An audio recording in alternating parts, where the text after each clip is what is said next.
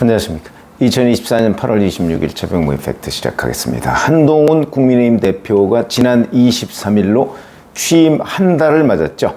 그동안 한 일을 보면 친한동훈계 중심의 친정체제 구축, 이런 평가를 받았습니다. 그 다음에 금투세 이런 거를 비롯한 그 민생정책, 어제도 고위당정 협의회를 했는데요. 거기에서 정부 측과 이런저런 민생 현안에 관한 그 관심 이런 거를 돌리는 데는 어느 정도 성공을 했다. 그리고 윤석열 대통령과 비공개 회동을 하면서 이른바 윤한 갈등에 대한 우려 이런 것도 어느 정도는 불식시켰다. 이렇게 그냥 정도를 조금 기대에는 못 미쳤지만 어느 정도는 달성을 했다. 이렇게 얘기는 할 수가 있습니다. 그러나 그거는 명확하게 국민들한테 와닿지가 않는다. 그러니까 이제 언론에서 아니 한 달 동안 한동훈표 성과가 손에 잡히지 않는다.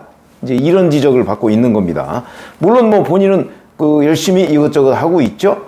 자, 그런데 바로 그날 이제 중앙당사에서 청년 지도자 양성 프로그램 수료식이 있었습니다. 그런데 거기서 이제 한 대표가 저는 잘 안 참는데 지난 한 달 동안 많이 참았다. 최대한 정치 공방은 자제해왔다. 이렇게 얘기를 하면서 정치 공방의 불씨를 계속 살려가서 온도를 높여가는 것보다 금투세 폐지 논의 같은 민생을 여야 정치의 전장으로 만드는 게 우리 정치에 필요하다고 생각했기 때문이다. 격차를 해소하는 것을 중요한 정책 목표로 삼을 것이다.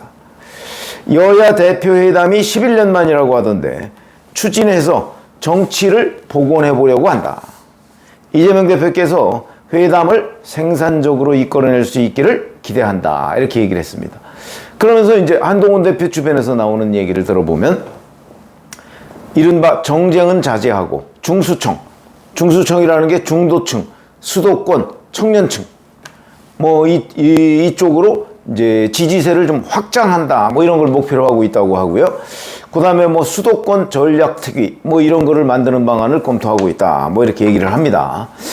자, 그러면 이런 것들이 앞으로 한동훈 대표가 이제 내년 9월 되면은 아마 대표직을 내려놔야 될 겁니다. 대선에 뜻이 있다면. 왜냐면 국민의힘 당원 당규에 보면 1년 6개월 전에 대표직을 내려놓고 대선에 도전하도록 돼 있습니다. 만약에 이재명 대표처럼 당원 당규를 바꿔서 당무위원회나 이런 데서 대표직을 연장할 수 있도록 한다. 그러면 적어도 이재명 대표와 별 차이가 없는 상황이 됐죠. 그런 얘기도 이제 국민의힘 당사 주변에서 나오고는 있는데 글쎄 제가 보기엔 그럴 것 같지 않습니다.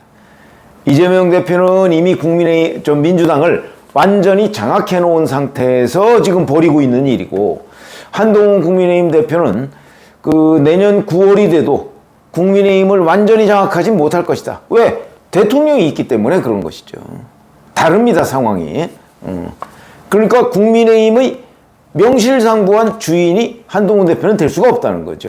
대통령과 분할할 수밖에 없는 지지 구조를 가지고 있는 게 집권당입니다. 지금 민주당은 그렇지 않죠. 친문과 분할 구도를 가지고 있었는데 이번 총선을 거치면서 친문은 사실상 거의 사라졌죠. 물론 앞으로 이제 이재명 대표의 사법 리스크가 좀 불거지면 친문이 다시 부활을 하겠죠. 그러나 적어도 현재까지는 친문은 없다. 그러니까 친문과 친명이 이렇게 맞서서 서로 겨룰 정도가 아니다. 이렇게 충분히 얘기를 할 수가 있기 때문에 국민의힘은 한동훈 대표의 당내 확장에 한계가 있다. 윤 대통령 때문에 이런 거죠. 자, 그런 중도층이라고 하는 거는요, 원래 이 당, 저 당 어디에 쏠림이 없는 층입니다. 이거 중수층 해서 중도층으로의 확대를 꾀한다. 이재명 대표도 마찬가지인데. 그래서 여간해서 어느 한쪽으로 쏠림 현상을 보이지 않는다. 그러니까 중도층입니다. 쏠림 현상을 보이면 그게 왜 중도층이겠습니까? 그러나 어느 정도의 기반은 다질 수 있다. 뭐 이런 거고요.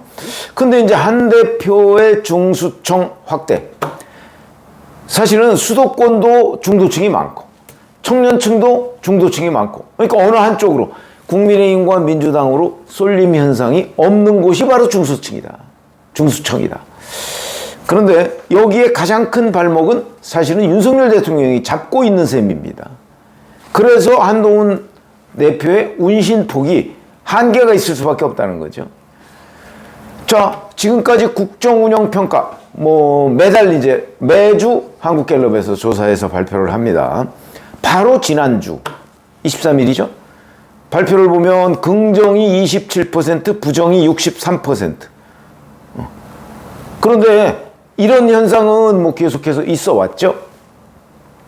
여기서 오히려 주목되는 것. 어느 쪽도 아니다가 4%. 모름, 무응답, 이게 7%. 어느 쪽도 아니다와 모름, 무응답을 합치면 11%밖에 안 됩니다. 그러니까 윤석열 대통령의 국정운영 평가에서 중도는 없습니다. 원래 흔히 334, 또는 442, 대개 334를 얘기하죠. 국민의힘 30, 민주당 30, 실제 지난주에 여론조사 결과 정당 지지율이 그렇게 나왔습니다. 갤럽도 그렇고요. 그 다음에 NBS라고 왜 4개 기관 합동조사 있죠. 거기도 334로 나왔습니다. 이게 정상인데 윤석열 대통령의 국정운영 지지율 이거는 중도가 없다. 중도가 다 부정평가 쪽으로 가 있다. 그래서 부정평가와 중도를 합친 게 윤석열 대통령의 국정운영 부정평가다. 63%가 그런 겁니다. 긍정은 27%밖에 안 되고. 그리고 중도라는 건 어느 쪽도 아니다, 모름, 무응답 합쳐서 11밖에 안 됩니다. 이거는 있으나 마나한 거고요. 그러니까 결국 윤석열 대통령에 대한 국정운영 지지가 중도층은 없다.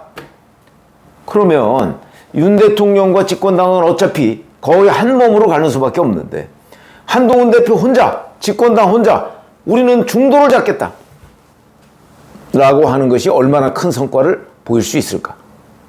힘들다고 봐야죠. 저희들의 경험으로 보면 힘든 겁니다. 어차피 같이 갈 수밖에 없는데 윤 대통령한테는 중도가 없거든요. 집권당만 어떻게 중도를 만드느냐. 이걸 만들려면 어떻게 해야 되느냐. 윤 대통령과 집권당이 완전히 다르다는 걸 국민들한테 보여줘야 된다. 그걸 뭘로 보여주죠? 결국 윤석열 대통령과의 차별화, 언론에서 흔히 얘기하는 이거밖에 없는 겁니다. 지난 김경수 전 경남지사의 복권 문제와 관련해서 한동훈 대표는 마지막 순간까지 윤석열 대통령과 입장을 달리했습니다. 그런데 결국 복권은 이루어졌고요.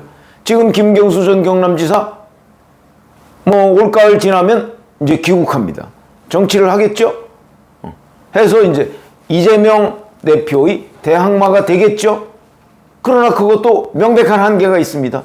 이재명 대표가 이 당에서 스스로 자기 기반이 허물어지기 전에는 김경수 전 경남지사의 정치적 공간이 생기지 않는다. 제가 어제 삼김이 움직인다. 그런데 그 삼김이 움직이는 김동연, 김부겸, 김경수 이 셋이 움직이는 전제 조건은 이재명 대표가 흔들려야 됩니다. 그 흔들리는 거는 지금 예고돼 있죠. 어느 정도는. 다만 그게 어느 정도 흔들리는 거냐 이게 문제가 돼 있을 뿐이지 10월, 11월에 사법 리스크가 가시화되고 거기서 만약에 무죄가 나온다면 흔들리지 않고 더 공고화되겠죠. 그러나 그럴 가능성이 거의 없다고 보여지기 때문에 그러면 유죄가 나올 텐데 그 유죄가 나오면 결국 2027년 피선거권이 없어지는 거거든요. 근데 확정이 아니고 1심입니다.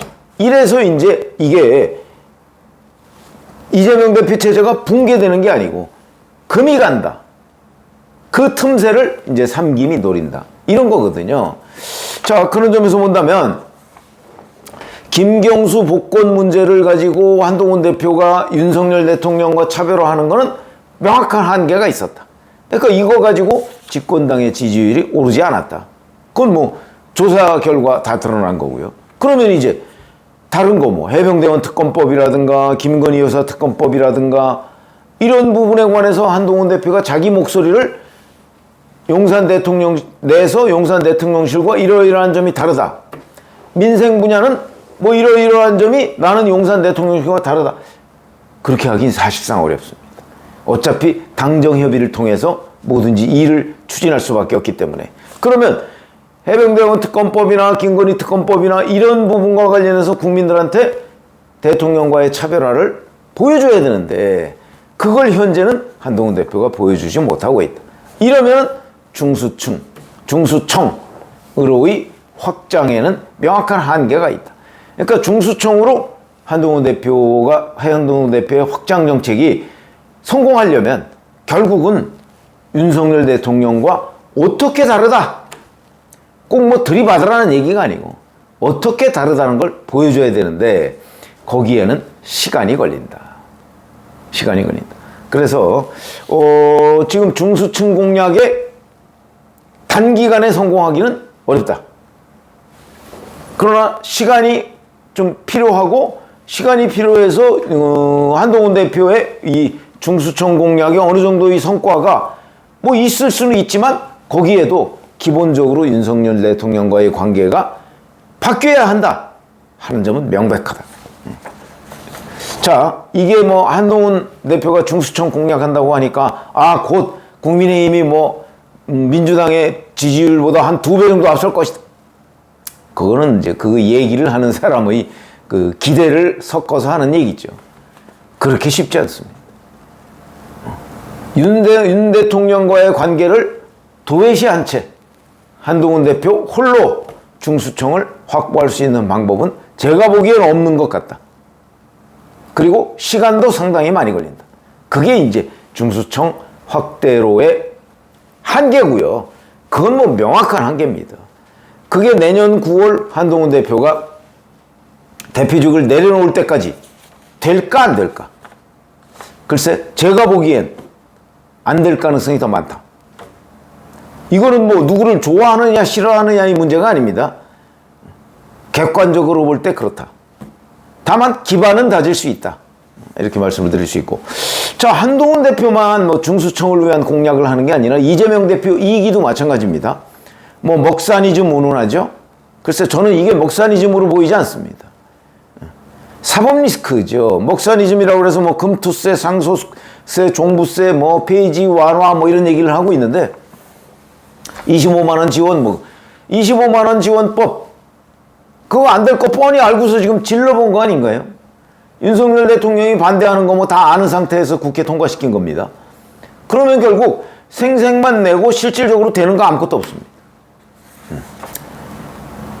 더군다나 이런 것들을 막 들고 나와서 뭐 조기 대선 분위기를 조성한다? 조성이 되나요? 윤석열 대통령 지금 임기 절반도 지나지 않았습니다.